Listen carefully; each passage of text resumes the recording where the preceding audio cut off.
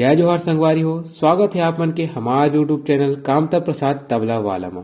अगर आप मन ला ये गीत के तबला कवर पसंद आवत है तो हमारे चैनल ला सब्सक्राइब जरूर कराओ और ये गीत के आनंद ला।